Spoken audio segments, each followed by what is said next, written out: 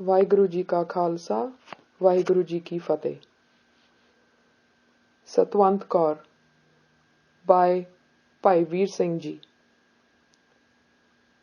Chapter 1.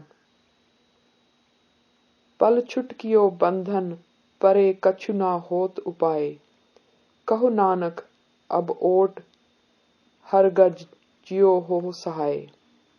Meaning, my power is shattered and I am fettered, and lo, there is no escape. Saith Nanak, O Lord, thou art my only refuge. Now save me, as thou saved Gaj, thy devotee. O my Lord, help me, help me. How did I get caught in this peril? What shall I do? What can I do? I am sinking. Oh, Kalgi wale Pita, save me. Tell me what to do. How did I get here? Yes, it must be the result of my own actions. Take pity on me. Oh, I'm going to faint. After a while, her consciousness returned. O Lord, set me free from this horrible place. While I am sitting here in the dark, I can see my home is bright with lights. My father is reciting Katha, and my beloved mother, brother, sisters are all sitting, listening to him. Now they are standing up for Ardas. My brother, so soft-hearted and so devoted to Guruji, for whom he is always ready to lay down his life. This angelic brother of mine, his cheeks are wet with tears. They are singing now. If I try hard, I am sure I can hear them. Khet ju mandiyo surma ab jujan ko dao.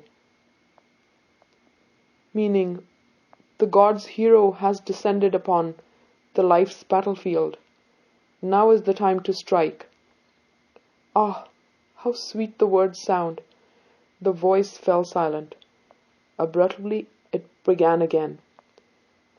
What? Did I fall asleep? No, I am surely losing my head. I don't know what I am babbling about. Is there no one to help me? Whoever heard of young girls being treated so badly? And what was my fault? I tried to help, and in return was taken away to be a slave. May God have pity on him who did this. Guru. My faith will see me through all difficulties and suffering. So much time has passed since I was captured so treacherously. My hands were tied behind my back, and like cattle we were herded together, all the way from Khanna in Punjab to Kabul. How did we survive this arduous journey? Yes, there were other girls like me. At least we could cling to each other and share our tears and memories. But now there is no one. All have been sold, like animals.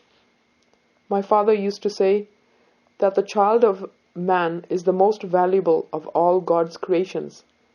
But here she is sold cheaper than a donkey. It must be the Lord's will. But how am I to face all this? I have had no food or drink for the last 3 days. My stomach is paining with hunger, urging me to move towards the plate in the corner and eat whatever is in it. But how can I eat when I don't know what creature's flesh lies there? I am the daughter of a Sikh. I am a Sikhni. How can I eat this? But, O Lord, I am so hungry. Now I must be strong.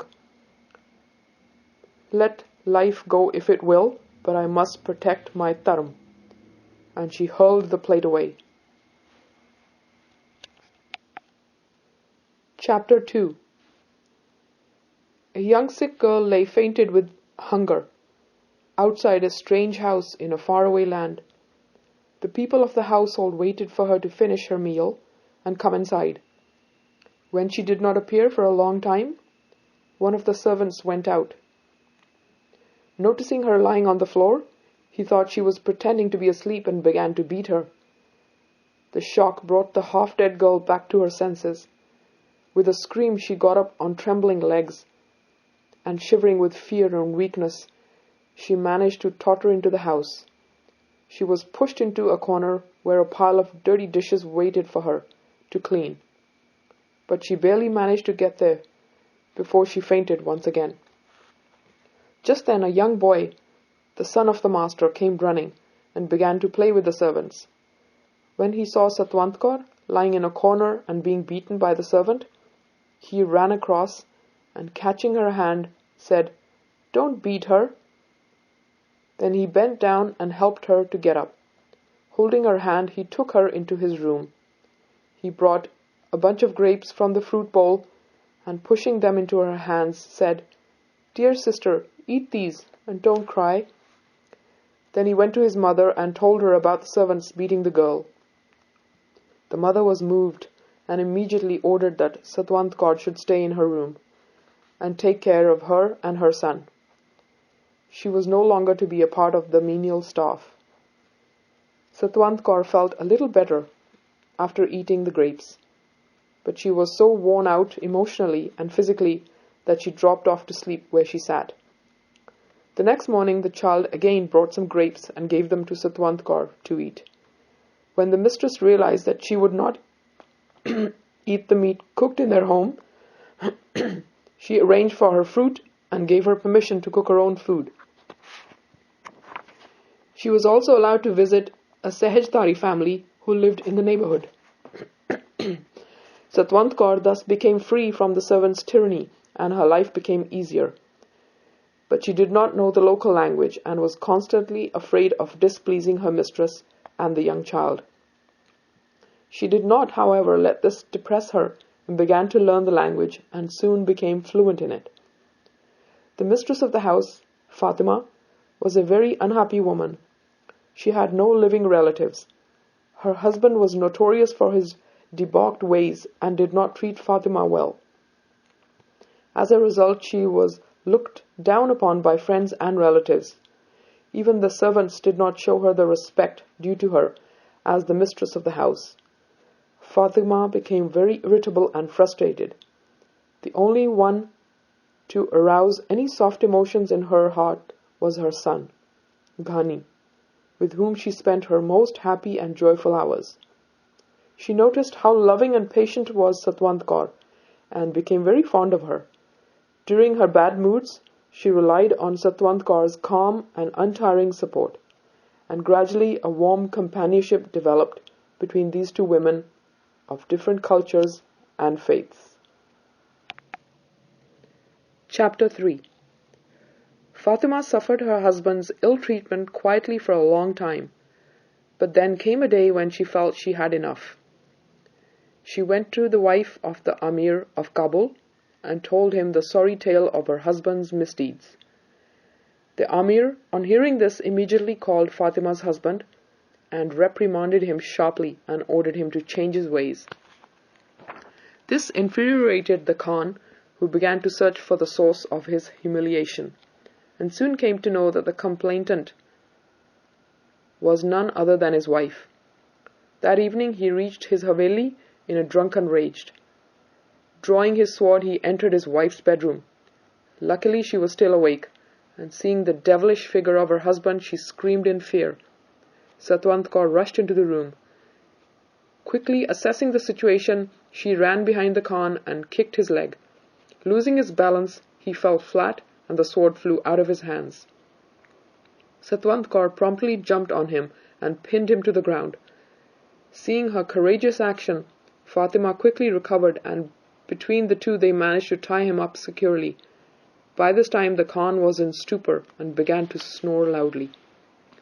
The women sensibly opened the bonds before the Khan awoke next morning. Due to his drunken state, he did not remember anything about the previous night's events and left. At night, when he came home in his usual drunken state, the memory of his wife's treachery returned to fan his anger. But Fatima and Satwant were ready to ward off his attack. The following night, the Khan did not return at all. His addiction to liquor had become so strong that even the fear of earning the Amir's displeasure was not enough to make him give it up.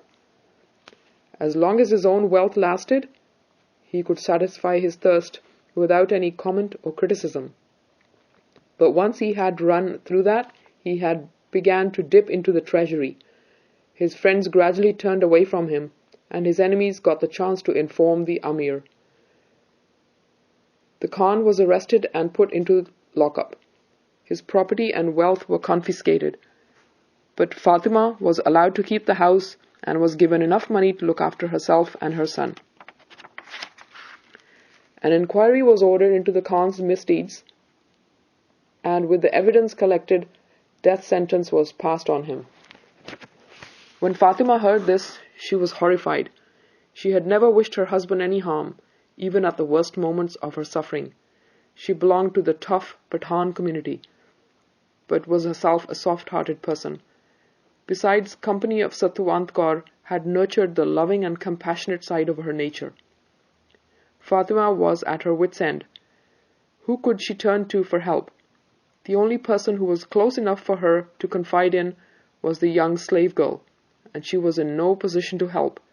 But Fatima needed to unburden herself to someone. So she called Satwant Kaur and told her the whole story. Satwant listened patiently, trying to comfort her as best she could.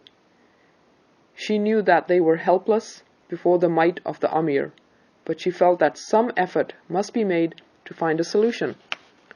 After thinking for some time, Satwant said to Fatima, "You know the Begum well. Why don't you go and see her?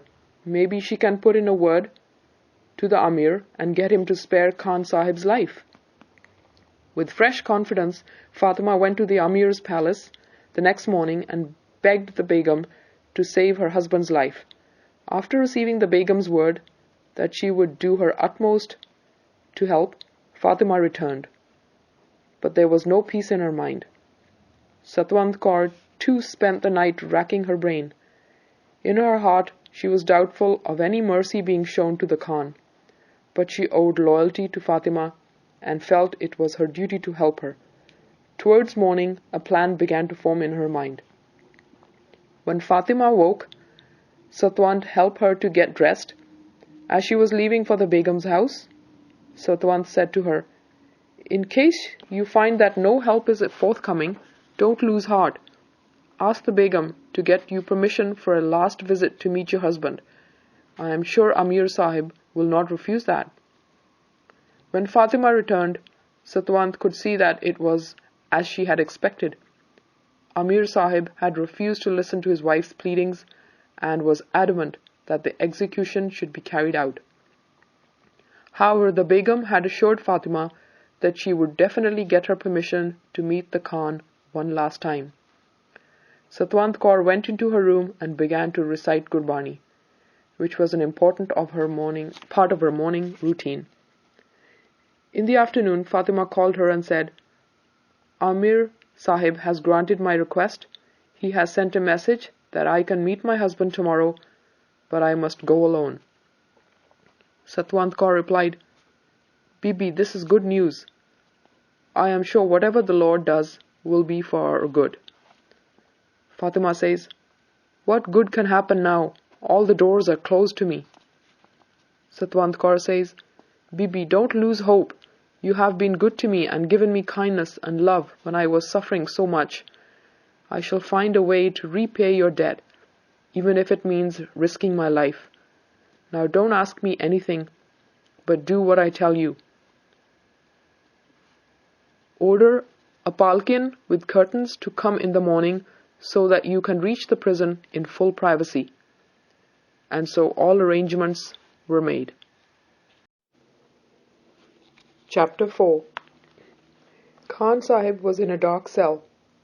The intoxication of his drinking had long since vanished. His eyes were sunk deep into his skull, and his clothes hung loosely on him. His face wore a look of deep dejection and shame, but it was too late, and though he felt penitent, he knew there could be no reprieve for him. He looked up as a palkin was brought and placed near the door cell.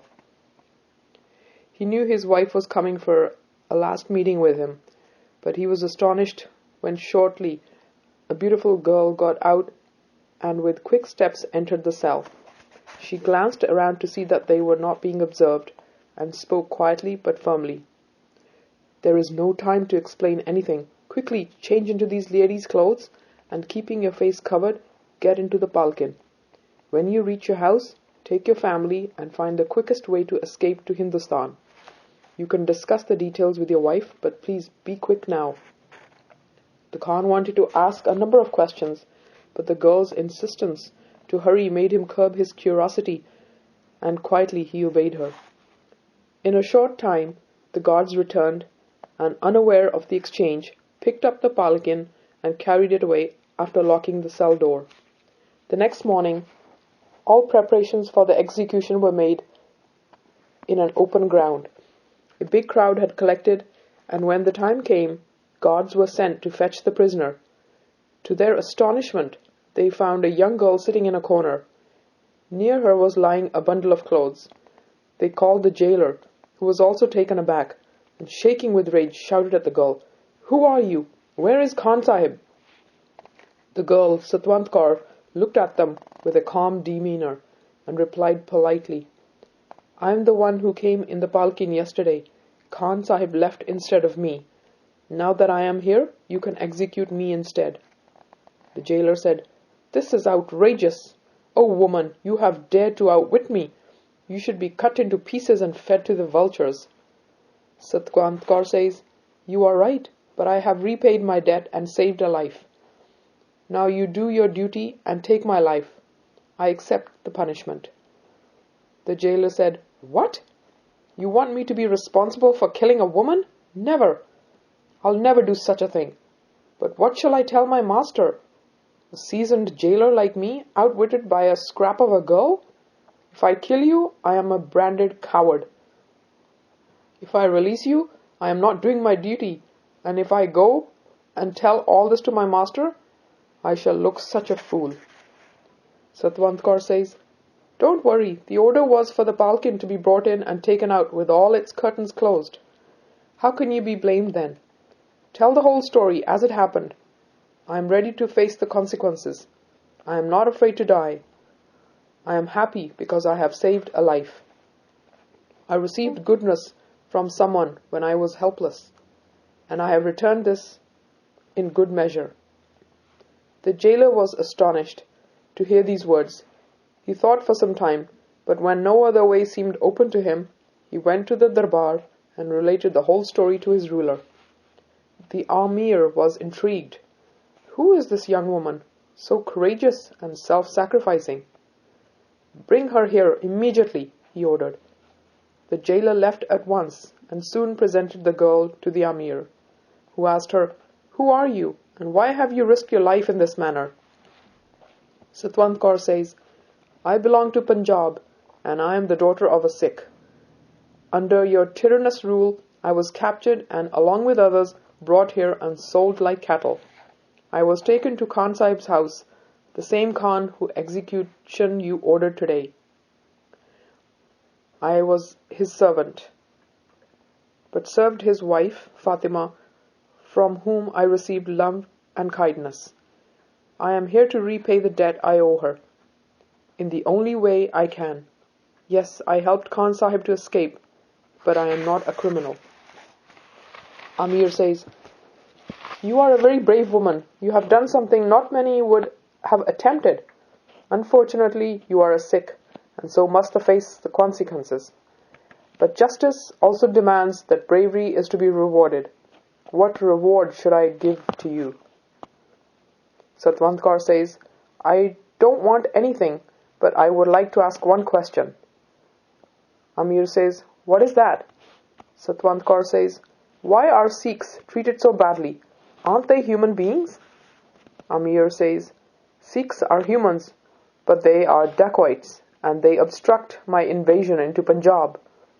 Also they are kafirs, and so must be killed." Satwant Kaur says, "Sikhs are not dacoits.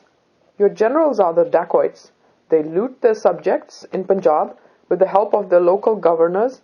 They are busy laying your whole kingdom to waste. The Sikhs, who are always trying to protect the common man, are unjustly blamed and killed. There is no one to listen to them, as those who are in position to dispense justice are themselves embroiled in wrongdoing. The rulers in Delhi have power, but like old lions, they are incapable of any action. It is not correct for you to have this enmity towards the Sikhs. They only attack the rulers if they are tyrants. Punjab is our homeland, our birthplace, and our country. You have no right to invade it, loot it, and rule over it.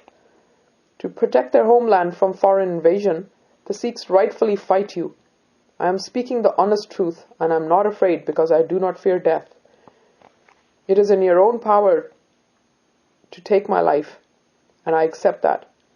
My only wish was to get a chance to convey my feelings, and I am glad I have had that chance. Now give the order to your executioner to wield his sword. The people were awestruck at the boldness of this young woman, and her fearless words spoken so defiantly in the open court. The Amir sat, his mind full of conflicting emotions, anger, pity, and even love, at the daring of this slip of a girl. Turning to her, he asked, "You have shown immense confidence and intelligence. Tell me, how did you get captured?" Satwant Kaur says, "Amir Sahib, it's a sorry tale, but since you have asked, I shall tell you. One of your officers was galloping through our village when his horse stumbled, and the man fell into a well near our house. With the help of some people, my father managed to pull him out, and looked after him for more than a week. When he became well, he set off for Ludhiana, which is a town not very far from our village. One day my father received a letter from this officer saying, 'I am very grateful to you and your daughter for the care given to me. My wife wants to meet your daughter, as she is lonely. Please send her.' My father refused. After a few days, this officer came to our village with his wife and made camp there. His wife began to visit us, and she and I became good friends. One day, when I went to meet her, they overpowered me, and taking me prisoner, left the very same day." Chapter 5. Satwant Kaur continued her narrative. "I learnt that the woman was not his wife, because she disappeared soon after. This villain then asked me to marry him, but before he could force me to do so, you gave orders to your soldiers to march immediately, and he had to leave to join his regiment. In the resulting confusion, I was left behind, but when your guards saw me tied up, they pushed me along with the other men and women you had captured to work as your slaves. I too was sold off along with others, but I didn't see that devil again till today." "Where did you see him?" Satwant Kaur, pointing to the Pathan officer standing nearby. There he is." The Amir turned furiously on him and abused and cursed him. "May you be damned in hell. Is this how you repay a good deed? May Khuda's anger rain down on your head." Turning to the jailer, the Amir then pronounced, "Spare this girl's life, but shoot this man at once." Satwant Kaur says, "Amir Sahib, stop a minute, please. By killing him, you cannot undo my sufferings. I have no more strength left. Please do me a kindness and take my life instead." The pitiable condition of a young girl touched the Amir's heart. In a soft voice he said, "You have gained my sympathy, young woman. Ask me anything you want." Satwant Kaur says, "Please spare the life of my Fatima's husband, Khan Sahib, and don't punish the jailer. If you want to be still more generous, then please send me home to my family." The Amir says, "I accept the first two requests, but I cannot fulfill your last wish. I don't think I shall ever find a more self-sacrificing girl than you. I shall relieve you of all your pain and suffering and make you my queen. All the riches and comforts will be yours to enjoy." The Amir signaled to his guards, who promptly escorted Satwant Kaur to the women's apartments of the palace. A beautiful set of rooms was placed at her disposal, and a number of maids in waiting were appointed to serve her and take care of her every need. Satwant Kaur was quite unsettled by this change in her circumstances, but very soon the cloud of worry lifted, and her face began to glow with a quiet confidence. Casually she walked into her room and dressed herself in the rich silken robes and jewelry placed there. She walked around, inspecting all the rooms, ordering the maids to carry out jobs, and finally sending them out on various errands. As night fell, the Amir came to the palace. He was very happy to see Satwant in her new role. He sat down, smiling. One of the maids came in with beautiful flowers, and the Qazi walked in to perform the nikah, the marriage ceremony. Just then, thick smoke began to pour into the room. Everyone panicked and ran around to find the source of the smoke. Satwant, too, got up and rushed towards the door. When she opened it, flames leapt into the room, setting fire to it.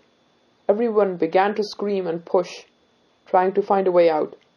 Taking advantage of the noise and confusion, Satwant Kaur escaped. After some time, when the fire was put out, the Amir asked about the girl, but no one could tell him of her whereabouts. Angrily, he ordered the servants and guards to search the whole palace and its grounds. The burnt section was so thoroughly examined, but not a sign was found. Finally, thinking that she might have run out in fright, the Amir sent out his soldiers, but they returned with only a half-burnt dupatta and a gold bangle, blackened by smoke. Meanwhile, Satwant had reached a lonely part of the town. Sitting on a stone, she began to review the recent happenings. She was taken aback at her own daring in setting fire to the palace. She had taken care to send away the maids so that nobody would be injured, and had managed to escape with ease. Where did I get the confidence and the courage for all this? She thought. By God's grace, I have got out of one tricky situation. But what should I do now? How can I reach Punjab? Miles and miles of rough land, with thieves and dacoits roaming across it. It's not possible to make this hazardous journey on my own. Then what am I to do? Shall I go to Fatima? Will she help? Or will she hand me over to the Amir's soldiers? Oh Lord, guide me. Show me the way. Chapter 6. Satwant Kaur sat for a long time in deep thought. Finally, the only ray of hope being Fatima, she made her way there, planning all the while to get in without anyone seeing her. She found the large doors of the house locked, and decided to wait until dark to try and get in. She covered herself completely with her shawl and wriggled into a niche in the wall, lying so still that it seemed as if a stone lay there. A couple of hours passed, and suddenly Satwant heard the sound of horses' hoofs. She could see some riders in the distance coming this way, and carrying flaring torches in their hands. She was sure they are Amir's soldiers. Her hiding place was not secure. She looked around desperately and spotted a dark outhouse surrounded by a high wall. Above it, a wooden beam extended outwards. Quickly she tried her shawl and outer garments together and wrapped a large stone at one end. Then she flung at the wooden plank so that the rough rope of garments encircled it and fell back into her hands. Using this for support, she scurried up the wall and hid in a dark corner. Now she was completely invisible, but she could see the doors of the Fatima's house. In the next few minutes, the soldiers arrived and knocked on the Khan's doors. Loudly they inquired if a sick girl had been seen there. The occupants denied any knowledge of this, but the captain insisted on searching the Haveli thoroughly. They left after satisfying themselves that she was not there. Satwant Kaur stayed in hiding till dawn. As soon as daylight broke, she saw Khan Sahib leave with a number of guards carrying guns. A little later, 2 servants left for the market. Satwant Kaur knew the whole household well. She calculated that only the women folk were left inside. She climbed down from her perch, and wrapping a cloth around her head and face, bundling the rest of the clothes in her arms, she slipped inside. Taking care to avoid being seen by any of the maidservants, she reached Fatima's room. The little boy was asleep, but Fatima was awake. At the sight of the strange figure, she opened her mouth to scream, but Satwant quickly uncovered her face and signaled to her not to make any sound. Fatima was reassured to see Satwant, but puzzled because she had heard that the Amir had made Satwant his Begum. Fatima says, "What are you doing here?"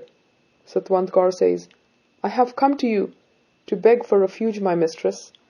Fatima says, "Why? Has the Amir thrown you out?" Satwant Kaur says, "No, I managed to run away." Fatima says, "But why? Why did you run away, leaving the riches and comforts of the Amir's palace?" Satwant Kaur says, "I am a Sikhni. I cannot give up my faith just because I am threatened by a tyrant or tempted by riches."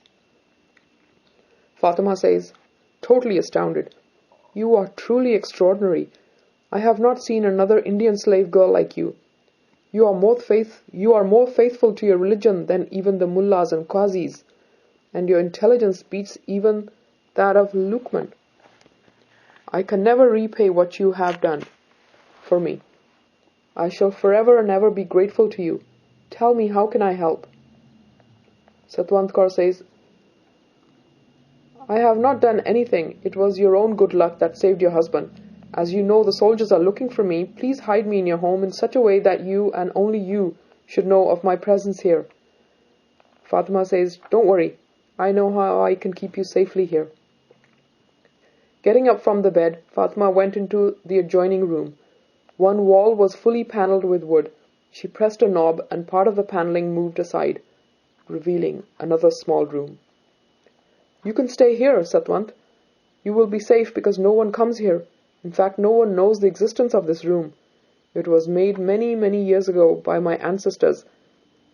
I will come with your meals and spend my free time with you, and at midnight, when everyone is asleep, I'll take you out into the courtyard. Don't hesitate to tell me if you want anything. I owe you my husband's life and my family's happiness. He loves me now, and we have regained our lost respect and position in society. I can never do enough to repay you. I promise to take care of you and do everything in my power to see that you are safe and happy." Satwant Kaur says, "My dear, dear mistress, I am deeply grateful to you for your kind and loving words. I thank the Lord who has brought me to a safe haven. I promise not to trouble you, but shall quietly spend my time here. Some milk and grapes once a day will be enough for me, but be careful that no one gets an inkling of my presence here. Neither your husband nor your son, otherwise you and your family will be in grave danger." Fatima says, "Don't worry, the Lord is great and will protect us. Come, let me show you another door in the opposite wall. In case a time comes when you need to escape, open it and go down the tunnel which leads into the jungle on the city's outskirts. The mouth of the tunnel is blocked by a large stone, but when pushed from inside, it moves easily." Chapter 7. Satwant Kaur began to lead a life of confinement.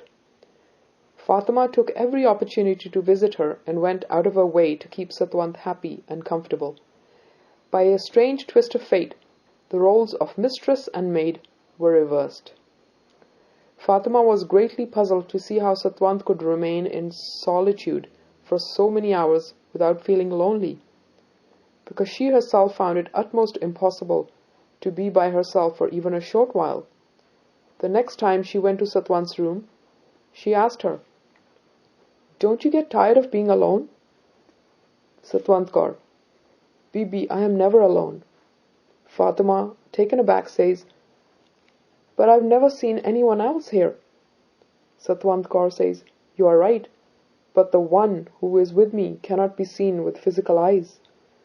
Fatima, scared and trembling, says, "Do you mean a ghost?" Satwant says, smiling, "No, my dear Bibi, not a ghost. My Guru lives with me." Fatima says, "How is that possible?"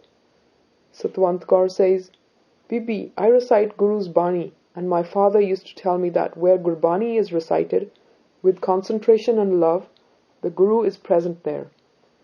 Gurbani thus becomes the visible presence of the Guru. Fatima says, how can Gurbani become the Guru?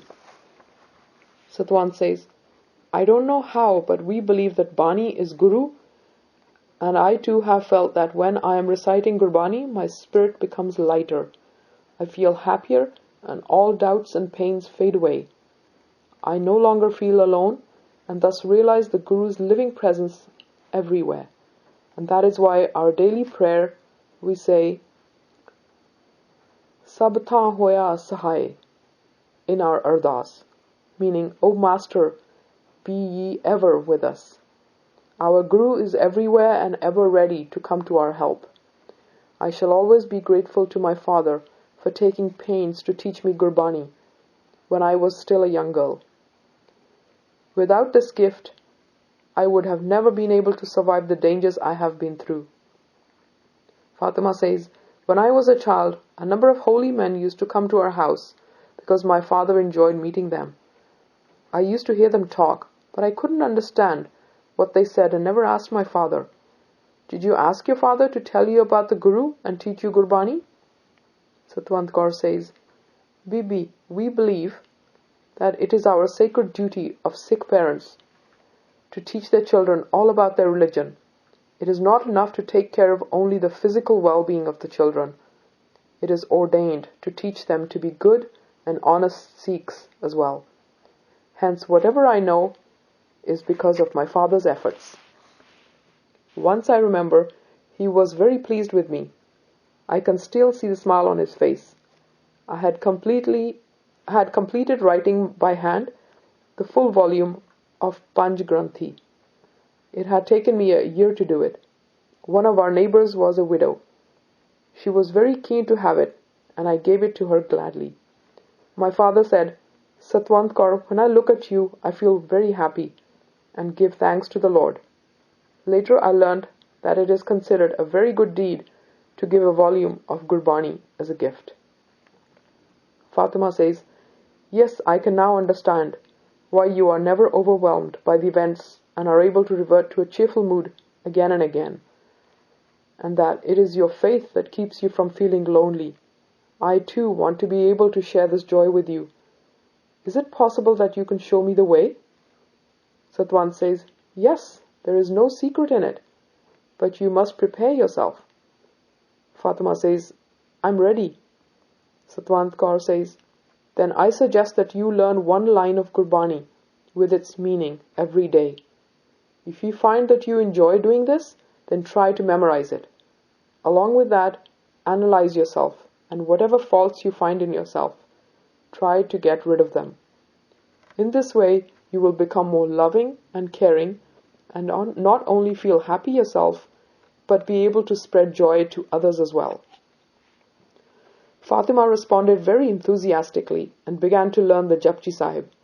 She had some difficulty in pronouncing the words correctly, but she persevered, and after some weeks, learnt the complete Japji, and with Satwant Kaur's help, also learnt the musical way to recite it. As she became more fluent and regular, Fatima began to experience the same joy and feeling of well-being that Satwant Kaur had spoken about. She began to look upon Satwant Kaur as a holy being and her spiritual teacher.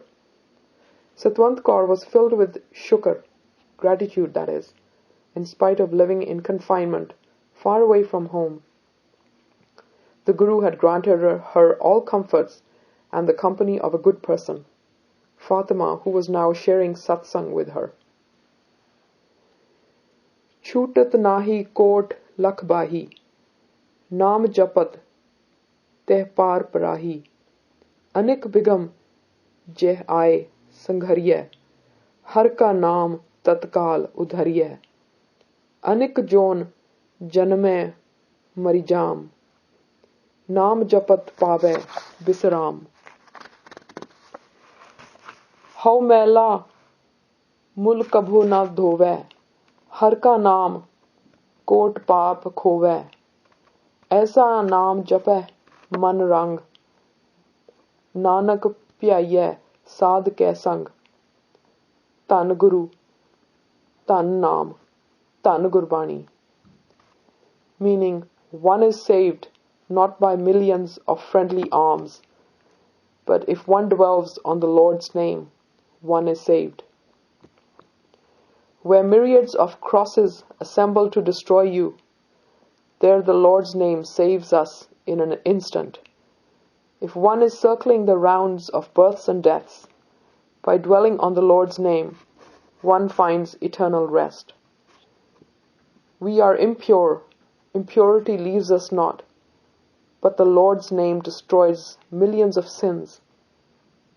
Meditate thou with love on such a name, which one finds in the society of saints. Chapter 8. Fatima's husband had earlier married a second time. The woman, whose name was Zainab, was extremely beautiful. Her character and background, however, were not. Khan Sahib had fallen for her looks, and she used all her wiles to encourage him in his life of dissipation. Her unending demands for jewelry and other luxuries had brought about his downfall. Gurbani warns us, Surat dekh na bhool gawara, mitha mohara jhoot basara, meaning, don't be misled by a person's looks, as physical beauty does not always mean that the soul is equally beautiful. It can lead to one being caught in a web of lies and deceit. The Khan had now realized the true worth of Fatima, who had remained loyal and faithful to him throughout. He stopped visiting Zainab and only sent her money every month for her needs. Zainab felt extremely aggravated and began to plan how she could take revenge on Khan Sahib and Fatima. A cunning old woman, Sahib, had been in Zainab's employment for a long time and was completely in the confidence of her mistress. She was sent to join the staff of Fatima's household, which she managed to do. In a short time, Sayyid took over most of Fatima's personal work and in this way managed always to be near her. Fatima told Satwant Kaur about engaging a new maid, but she did not pay much heed to this. It was only when she found Fatima singing the old woman's praises at all times that Satwant's sixth sense began to give warning signals. She felt there was something odd about a new maid becoming so close to her mistress in such a short time, and some of the things Fatima told her about Sayyid somehow did not ring true. One night when Fatima and her husband were talking in their bedroom, Satwant Kaur quietly left her room to go out for some fresh air. In the dim light she saw Sayyid lurking near the bedroom, listening to the conversation. Without making a sound, Satwant Kaur slipped back, and the next day she told Fatima that it was not safe to keep Sayyid in the house and that she should dismiss her. Fatima was not willing, but at Satwant's insistence, she talked about this to her husband. Khan Sahib too was very pleased with Sayyid's work and scoffed at Fatima's pleas. When Fatima continued to urge him, he asked the reason for wanting to send Sayyid away. Fatima had no convincing reply to give, so after a little discussion the matter was dropped.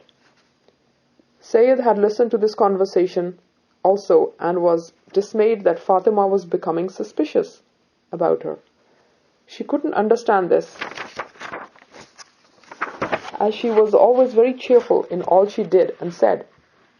One thing puzzled Sayyid. She noticed that during the day Fatima disappeared for long periods. She could not be found anywhere in the house, and none of the servants could give any information when Sayyid asked them. Her curiosity was aroused, and Sayyid began to trail her mistress even more closely, but without success. One night when everyone had gone to sleep, Sayyid crept up to Fatima's door and waited. Towards midnight she heard the mistress get up and go to the other room. On silent feet she followed. It was pitch dark, and she could see nothing, but she heard the sound of a door opening and closing, and then there was silence. Satwant Kaur spent her days patiently, But at no time did she accept this room as her home, where she could safely spend her whole life. Memories of her family, the peace and joy of satsang, the singing of kirtan, which was done in secret to avoid the attention of the aggressive rulers, tugged at her heart at all times. She was constantly making plans to return to her homeland and praying to the Akal Purakh to make it happen soon. She had asked Fatima to get 2 sets of men's clothing made for her. She felt that if she travelled disguised as a man, she would be less conspicuous and thus safer. Meanwhile, Sayyid was sniffing around to find the secret of Fatima's strange behavior. One day she hid herself under a bundle of clothes in the room with the secret door. In the afternoon, when Fatima quietly entered and opened the secret door to meet Satwant Kaur, Sayyid saw everything. In the next few days she watched carefully till she was sure she could open the door herself. The next night she tested the key and was satisfied when the lock opened. But she waited till early morning before going in. It was still dark when she entered the secret room. She could see the faint outline of a figure sitting cross-legged and hear the sound of soft breathing. But she could not make out whether the person was a man or woman. She continued to peer, but when the figure moved suddenly, Sayyid quickly retreated to the outer room, closing the door behind her. Satwant Kaur was extremely worried. When Fatima came later to meet her, she found Satwant Kaur ready to leave. "What happened?" Fatima asked. "My staying here has become dangerous for both of us, so I am leaving," replied Satwant Kaur, and she related the night's events to Fatima. Fatima said, "Who could it have been?" Satwant Kaur says, "Bibi, even though I have not met or seen her, I am sure it was your new maid. All along I have felt that she was not a good woman and would harm you in some way." Fatima says, "Yes, I agree. It must have been Sayyid. When you told me earlier to get rid of her, I did try, but Khan Sahib is so impressed with her devotion that he did not agree, and I did not want to go against his wishes." Satwant Kaur says, "I do understand, but for the sake of peace in your home, you must get rid of her." "Well, I must go now. I don't want Satwant to see me here again." Fatima says, "No, please, don't talk of leaving. I can't bear the thought of it. Wait, I have an idea. There is another room like this one, a little further ahead. You can safely stay there." After a little discussion, they decided that for the present, this was the best place. Sayyid was now convinced that she had found the right weapon to destroy Khan Sahib's love and trust for Fatima. Finding him alone, Sayyid went up to him and began to whisper, "My lord, a strange man lives in your home, and your wife visits him every night, but you know nothing about it." Blood rushed to the Khan's head, and putting his hand on the sword, he shouted harshly for Fatima. Hurriedly, Sayyid went to fetch Fatima, but she could not find her anywhere. This was better than she had expected. She was sure Fatima was in the secret room with a strange man. Now was the time to take Khan Sahib there and catch her red-handed. She rushed back to Khan Sahib and said, "Come with me, my lord. Let me show you proof of what I said." Boiling with rage, Khan Sahib followed Sayyid, who opened the secret door. But her triumph was short-lived. The room was bare. She rushed around trying to find some sign of the occupants, but there was none. Khan Sahib retraced his steps, his thoughts in turmoil. Anger at Sayyid was mixed with feelings of shame and chagrin. He turned on Sayyid and scolded her soundly. Then he went to look for Fatima. As soon as he entered the bedroom, he saw Fatima sitting on the mat, praying. In a fit of remorse, he moved towards and caught Fatima in a tight embrace. He then proceeded to tell her the whole sorry tale. Fatima reminded him softly, "My lord, I had requested you earlier to dismiss this woman. She is evil and a troublemaker." Khan Sahib immediately went out and gave Sayyid her marching orders. Thoroughly disgruntled, Sayyid left, and her departure was a source of great relief for one and all. That night, when the whole household was lost in sleep, Fatima got up and went as usual to meet Satwant Kaur. She was shocked to find the room empty. In a panic, she began to search, but there was no sign of Satwant Kaur. The thought that she would never see her again was too much for Fatima to bear, and she fainted. For quite some time she lay on the floor. When finally she opened her eyes, she found that her head was in Satwant Kaur's laps, and she was sprinkling water on her face to revive her.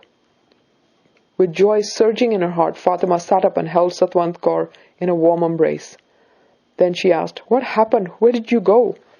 Satwant replied, "Bibi, I was very upset by the incident with Syed. It made me realize that to continue to stay here would threaten your happiness and even your life. I'm not worried about myself, but why should you suffer for giving me refuge?" Fatima says, But who will find out? Syed was the only danger, and she has gone. The other servants are deeply loyal to me." Satwant Kaur says, "True, but nature's ways are strange, and one's most carefully made plans can go awry. That is why I went to check out the tunnel which leads to the jungle. I walked through the trees for a short while. The whole place is deserted. But then I heard voices. 2 guards were talking, and when I crept nearer, I realized that they were discussing me. It seems the Amir is not entirely convinced that I perished in the palace fire. So he has announced a reward for the person who finds me. I did not wait to hear more, but quickly returned to find you lying here." Fatima says, "You are a very brave woman." Satwant Kaur says, "Life is not always a great teacher, and the experiences I have gone through have made me tough." Fatima says, "I feel that now more than ever. You must go now. For the present, this is the safest place for you."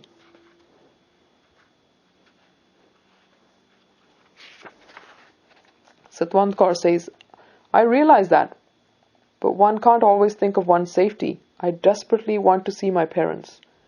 Fatima says, "You plan to return to Punjab? Don't you think that's an impossible dream for a young girl with the whole army looking out for her?" Satwant Kaur says, "Yes, I know, but I cannot give up. Again and again my heart urges me to go and not to worry about the consequences. A Sikh girl learns to face danger with fortitude." Fatima says, "My dear, your courage is remarkable. Whenever our soldiers used to come back after one of their raids in India, they used to tell us about the valiant community called Sikhs, who faced danger with a smile and fought the enemy with tenacity and determination. We used to laugh at them for making up such stories. But after meeting you, I have realized that they only spoke the truth." Satwant Kaur says, "Bibi, I don't know what to say. We have no kingdom, no forts, no land or wealth. The whole Panth lives with a single-minded belief in the Lord, and to uphold this faith, it faces untold dangers and vicious attacks, and earns the praises from its worst enemies." Fatima says, "How true! I have seen this with my own eyes." A rustling sound interrupted their conversation. Hurriedly saying goodbye to Satwant Kaur, Fatima left. Satwant Kaur was already dressed in male garments. Now she too quickly went through the passage and out into the woods. Chapter 9. A short distance away from the town of Kabul, 2 young men sat talking. They were wearing red turbans. The first man says, "What shall I do then?" The second says, "Dear brother, I don't know what to say." The first says, "Can't you borrow it?" The second says, "I have tried." The first says, "I will have to go without food then." The second says, "Yes, I know, and it worries me. Why don't you come here every day?" First says, "I would if it wasn't so far. Can't you give it to me for just 5 more days? That's all I need to learn it by heart." Second says, "I know, and I have pleaded with my father, but he won't let it out of his sight." The first says, "Then hide it from him and smuggle it out." Second says, I wish I could, but it's kept in a steel box with a heavy lock on it. A young lad who was standing nearby and listening to their conversation stepped forward and greeted them with folded hands. The young lad says, I am sorry to interrupt, but I couldn't help overhearing. From your talk, it seems that you want a volume of Gurbani, Panj Granthi. I can help by writing it out for you, if you can bring paper, pen and ink. I know Japji Sahib by heart, Hazare De Shabad, Rehra Sohila, Sukhmani and Asa Diwar. The young man's face lit up with joy and hope. You are a blessed soul, come down from heaven to help us. We shall forever be under your debt if you can do this favor for us, they said gratefully. The lad says, No, I am no angel from heaven, but a brother Sikh. It would be an honor if I could do this service. The first young man was Tota Ram, who was eager to become a Sikh, and the second, Mangal Singh, was his friend and guide. He had taught Tota Ram Gurbani from his father's Panj Granthi, but as these volumes were scarce, his father had taken it back and locked it safely away. Tota Ram, who was very disappointed, now cheered up and looked at the lad as a godsend. They decided that he should take the lad home with them and arrange for his stay till the writing was completed. Before they parted, Mangal Singh tore a piece from his turban and gave it to the lad to wrap it around his white turban. The law of the land demanded that all non-Muslims should wear red turbans so as to be easily recognizable. Tota Ram and his companion reached his village. The lad was given a small room in a quiet corner of the house and supplied with paper, pen and ink. In a beautiful, clear script, the lad began to write the Gurbani, and within a month the volume was complete. Tota Ram was extremely happy. He could now resume his Nitnem and recite the part regularly. In due course he partook Amrit and became a Singh. The young lad, whose name he said was Jaswant Singh, and who was none other than Satwant Kaur, disguised as a male, continued to stay there to produce more handwritten volumes of Panj Granthi. The demand was immense. The large amounts of money were offered. But Jaswant Singh continued to write in return for only food and some clothes. Soon his name became a household word in the whole of Kabul. One day, an elderly businessman fell seriously ill. He asked his son to fetch someone who could recite Sukhmani to him. The son brought Jaswant Singh, who recited the part so beautifully that the old man was thrilled. His condition began to improve, and within a short time he recovered. He grew very fond of Jaswant Singh and asked him to stay with him so that he could hear Sukhmani every day. A few days passed and the old man asked Jaswant Singh, How can I repay you? You seem to have no desires, no ambitions, but I want to do something for you. Jaswant Singh says, I do have one wish, but as it cannot be fulfilled, I don't like to talk about it. Old man says, What is it? Tell me. Jaswant Singh says, I have in my heart a deep longing to go to Punjab. The old man says, Is that all? You know that caravans go to Punjab every month. You can go with the next one. You will get enough time to visit Amritsar and have darshan of Harmandir Sahib before its return. Jaswant Singh says, But I won't be coming back. The old man says, Oh, then what will I do? I have come to depend so much on you. Jaswant Singh says, Why don't you come with me, Babaji? You too have been waiting to go to Amritsar. The old man liked the idea and spoke to his family. At first they objected, as he was too old, but finally agreed when Jaswant Singh promised to take good care of him. Chapter 10. When Fatima next went to meet Satwant Kaur, she was shocked to find the room empty. Taking an earthen lamp, she went down the tunnel and, pushing the rock aside, came out at the other end. She saw that the dirt on the ground had been recently disturbed, and knew that Satwant Kaur had really gone. The pain of never again seeing her dear friend and guide, whom she had come to love and respect, was more than she could bear. With dragging feet she returned to her room and sat down listlessly. She could not respond to her son's childish prattle, nor did she reply when her maids came for instructions. She tried very hard to control her grief, but her thoughts went again and again to Satwant Kaur, causing her tears to flow afresh. Many days passed, and Fatima tried to gain peace and strength by reciting Japji Sahib, which she had learned from Satwant Kaur.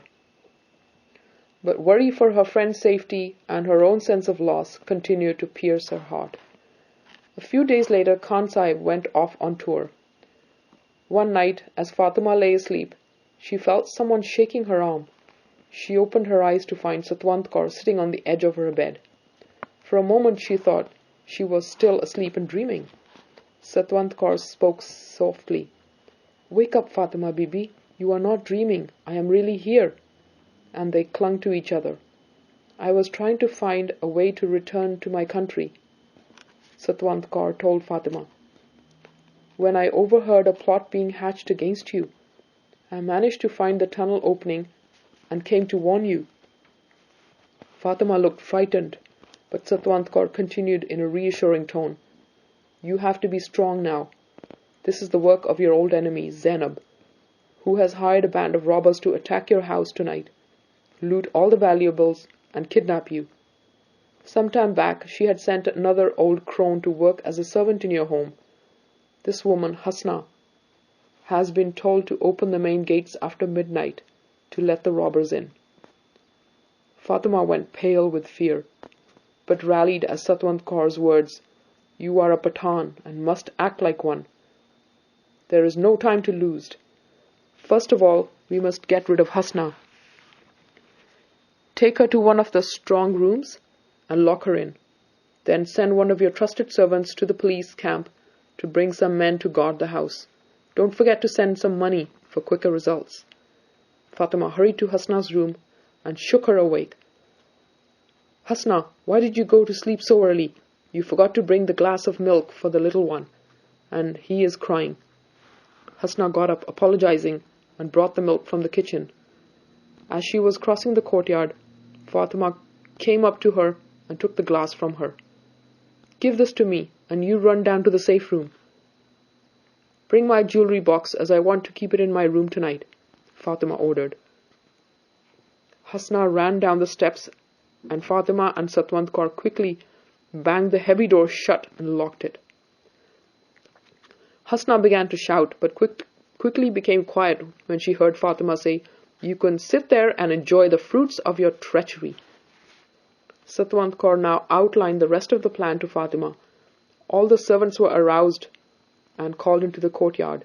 Fatima told them, "I am feeling very frightened as Khan Sahib is not here, so I want you to put on all the lights and go about your chores as you do in the daytime." The servants were very devoted to their mistress and willingly obeyed her every command. Soon the sounds of a normal household activities filled the air. Satwant Kaur then asked Fatima to show her the room where all the weapons were kept. She picked up the heavy guns and began to load them. When it was past midnight, the robbers became restless. Neither had the household gone to sleep, nor had Hasna opened the gates. They had told Hasna that they would announce their arrival by hooting like an owl. But to their chorus of hoots, also, there was no response. Fatima heard strange sounds and became very nervous. She slipped into the tower room where Satwant Kaur sat keeping watch. This room had niches cut into the thick walls. Through these gaps, shots could be fired without exposing the person to the enemy. Satwant Kaur signaled to Fatima to come up to the gap and look outside. Fatima looked and immediately stepped back when she saw 5 or 6 sinister figures lurking in the dark. Satwant Kaur whispered, "I can take care of these thugs. If they dare to make a move, I shall fire. The sounds are sure to scare your servants and create a panic. So it's better that you go and explain the whole thing to them. This way they will be prepared and remain alert. Fatima looked at Satwant Kaur with amazement and respect. Such an intelligent, fearless and resolute girl. She is fit to be a queen, she thought. I have everything, yet I feel so afraid and helpless. But she doesn't let anything crush her spirits. With these thoughts running her mind, Fatima went to speak to her servants. The robbers now became impatient with waiting and decided to take action. They rushed at the gates to break them down. At the sound of the loud thump, Satwant Kaur shouted a warning. "Stop, or I will shoot and kill each one of you." But the robbers paid no heed and rammed into the gates once again.